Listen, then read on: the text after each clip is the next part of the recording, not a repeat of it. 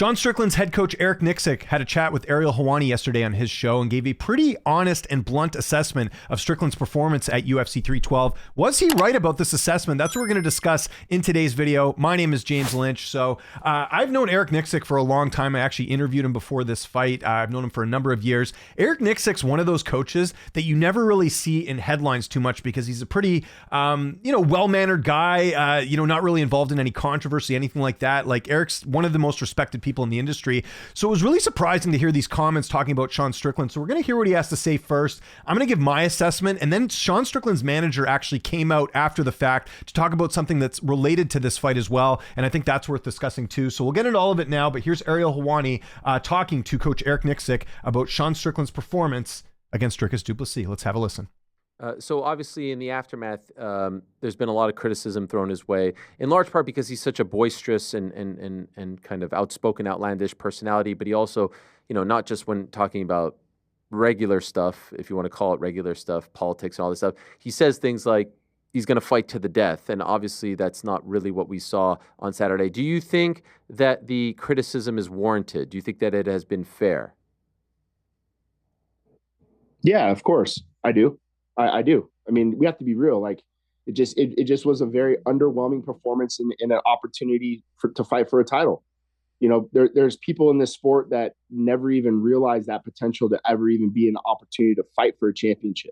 That should be enough to get you motivated, to get you off the couch. So, it just to me was we didn't perform.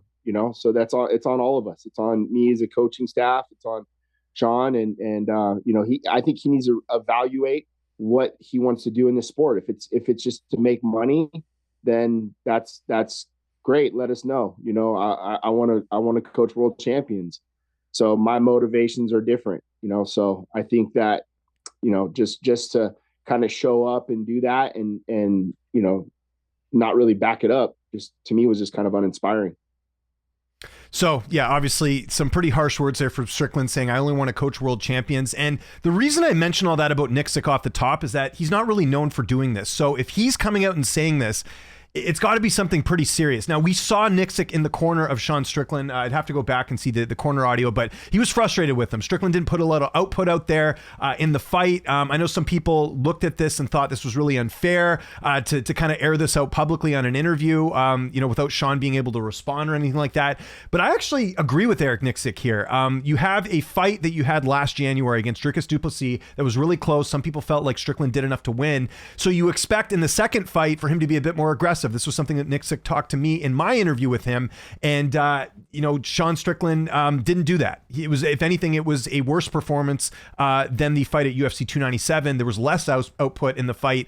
And so I can understand Nixick's frustration in this and that he feels like it was an opportunity that was slipped away. Now, is this brutally honest? Is Strickland seeing this and thrilled about it? Absolutely not. I'm sure he's annoyed and pissed off about this, but there could also be this could also be a coaching strategy to, maybe wake Strickland up and be like, look, like you just lost this huge opportunity. Maybe he's got to change some things up. I don't know what they are, but I don't think Eric's doing this to be a jerk or to be mean. I think he's doing it to motivate Strickland. Strickland seems like the type of guy that needs, some type of coaching strategy like this, where it's like, you got to be brutally honest. Like, I don't think Strickland would want Eric Nixick to sugarcoat this. So I agree with Nixick here. I do think he's right about Strickland not being aggressive enough, not going out and doing that. You remember I did the video yesterday on him quitting that Luke Rockhold said. I didn't agree with that. I don't think he quit in the fight, but he definitely could have done more in this matchup. And look, Dricus Du Plessis is an amazing fighter. I'm not for 1 second suggesting that if Strickland was on his game, he would have beat Dricus. I think Dricus is, the best middleweight in the world right now. Obviously, he's the champion. But I also think that I don't think Nixick's wrong in his assessment here, talking about this opportunity slipping away. Again, there was a lot of people who felt like Strickland didn't deserve this opportunity. So he gets it, and it's just disappointing. I think that's one of the big takeaways from this fight is that Strickland did not go out there and do what he said. And again, he has the quote about, I'm going to fight to the death. Strickland's not really that fighter anyways, right? Like, we don't typically see him get into like these fight of the night type performances. He's, more of a counter fighter, more of a defensive fighter.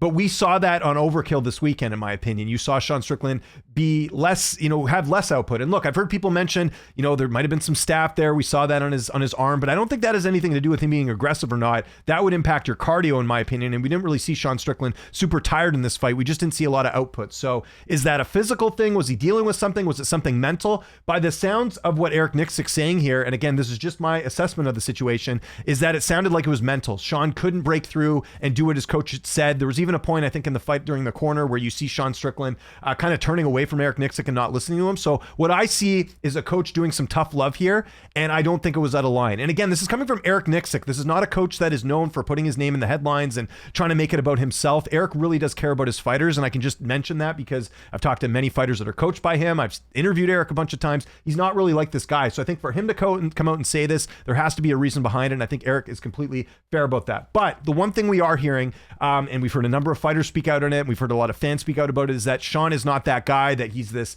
talks a big game and doesn't back it up. And Sean's manager, Lance, who, by the way, one of the best people in the industry, got to mention that, shout out to Lance Spod from Iridium. So he has this thread, and I want to give my take on this too. He says, I rarely speak on these things, but I wanted to address some of the recent criticisms that Sean Strickland, who say Sean is not that guy. Let me remind you, he fought Brennan Allen on 2 weeks' notice, fought Alex Pereira when everyone in the division turned him down, fought Nasruddin Imavov for 5 rounds on 4-day notice, coming off a 2-week vacation, fought Abus when no one wanted to fight him. That was a video I did on this channel. And then fought Izzy on 6 weeks' notice for a world title. Saturday was not the outcome any of his team expected, but don't forget, Sean is that guy, and they will call him when no one else will step up. So I think these two things are related a bit because, obviously Sean is not the most entertaining guy, although saying that, people, do you forget the Adesanya fight? Like, that was a pretty entertaining fight, right? So he's capable of this. It's just a matter of him putting it together. The Paulo Costa fight, I agree, not the most entertaining fight. You've got the, first Dricus fight, which I didn't think it was bad, but maybe not the most entertaining thing ever, right? It wasn't like going to win fight of the year or anything like that. And then this fight, obviously not very entertaining. So I think fans have a right, but I think fans also have short memories. Again, go back and watch the Adesanya fight. What didn't you like about that fight? Yes, he couldn't finish Adesanya, but that's easier said than done. Adesanya, has only been knocked out, I think, one time prior to him fighting. That was Alex Pereira. Obviously, Imavov just knocked him out recently, but I think Lance is absolutely right here too, because I think they're kind of related. Like, there's this whole idea that Sean Strickland talks a big game and doesn't back it up. I think as far as Sean Strickland, the performance, I think fans are fair to say he's not that guy in terms of, being this like barbarian basically and going in there and giving it his all. I think that's fair in this particular fight because he wasn't aggressive enough. But I agree with Lance here in saying that Sean is absolutely this guy when it comes to taking fights, taking opportunities, not backing down from stuff. Again, you got to go back to the Abus fight a couple fights ago. He had everything to lose in that opportunity. He was coming off a big win over Nasruddin Imavov on short notice.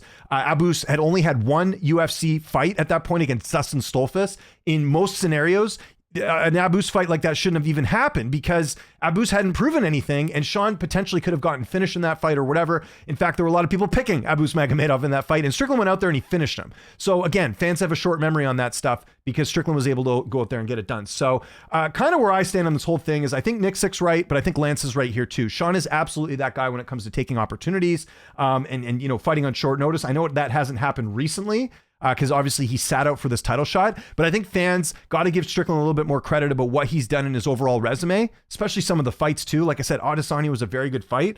But I also think fans are completely right as far as Strickland saying, I'm going to fight to the death, and then you put on a performance like that. So again, I'm with Nixick here, but I'm also with Lance in terms of the optics of Strickland being that guy. He is that guy when it comes to taking fights.